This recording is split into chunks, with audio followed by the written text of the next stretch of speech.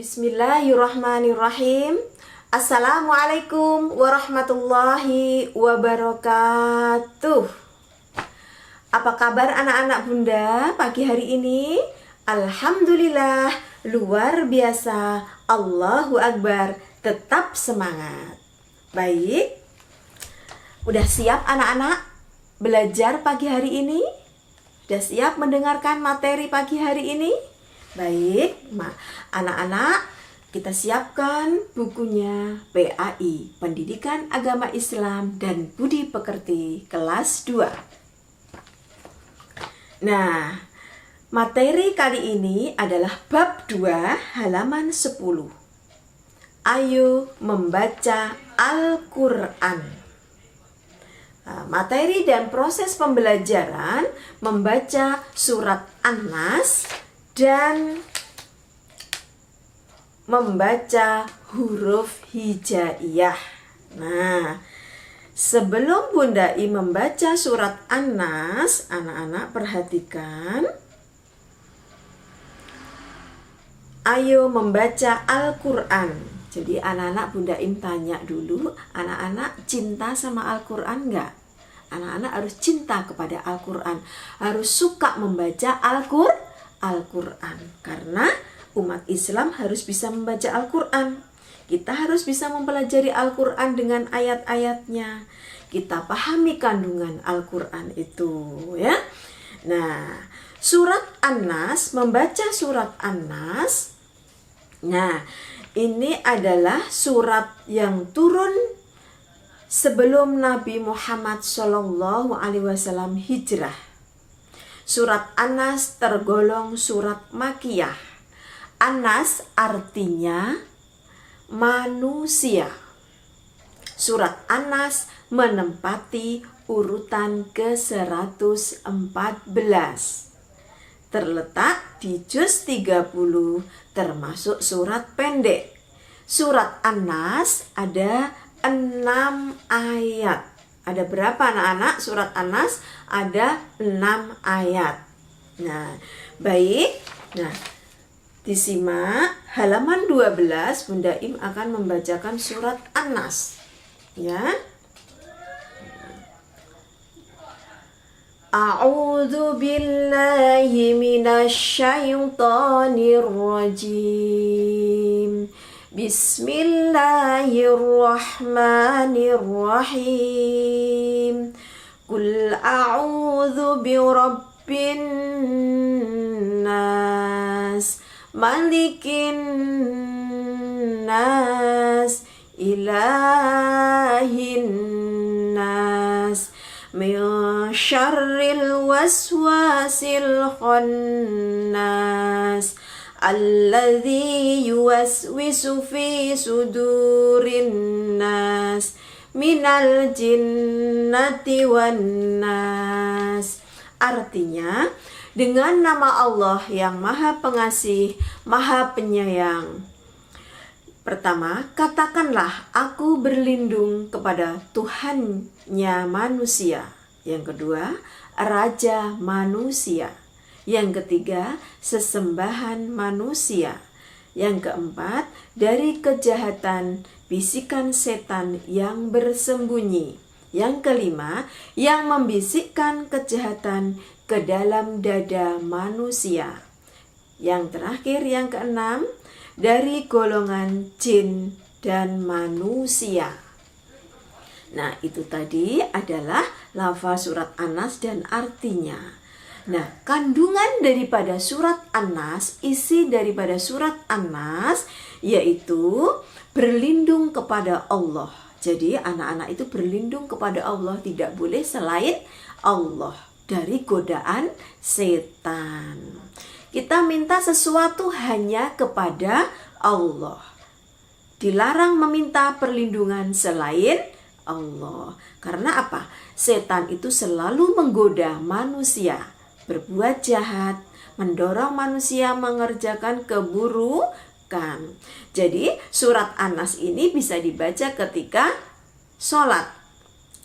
Surat An-Nas ini dibaca sebelum tidur, juga bisa dibaca sebelum tidur. Jadi tugasnya anak-anak adalah melafalkan surat An-Nas dan artinya. Itu tadi adalah kandungan daripada surat An-Nas. Baik, disimak kembali halaman 14, membaca huruf hijaiyah. Nah, membaca huruf hijaiyah. Nah, perhatikan huruf hijaiyah itu ada berapa anak-anak? Ada 29. Mulai dari huruf alif sampai ya.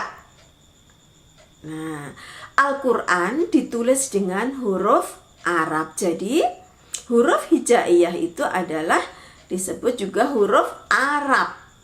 Ya, huruf Arab itu disebut juga huruf hijaiyah.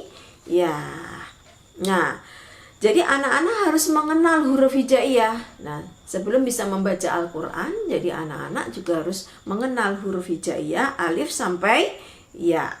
Nah, yang kedua, huruf hijaiyah itu bersambung. Mengenal huruf hijaiyah bersambung.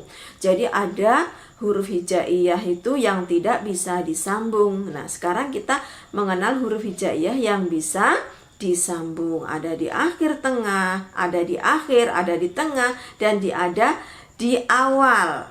Nah, itu perhatikan huruf sambung berikut yang halaman 15 ya. Nah, baik, kita lanjutkan.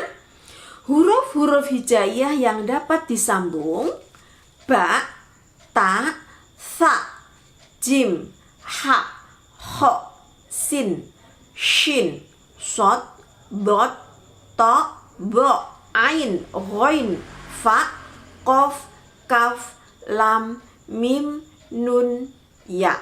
Nah, ini adalah huruf hijaiyah yang dapat disambung dan menyambung. Jadi bisa di awal, bisa di tengah, bisa di akhir ya. Ini adalah huruf hijaiyah yang dapat disambung dan menyambung. Dan ada juga huruf-huruf hijaiyah yang dapat disambung tetapi tidak dapat menyambung. Nah, huruf hijaiyah yang dapat disambung tetapi tidak dapat menyambung. Nah, ini ada 6. Alif, dal, zal, ro, zai, waw.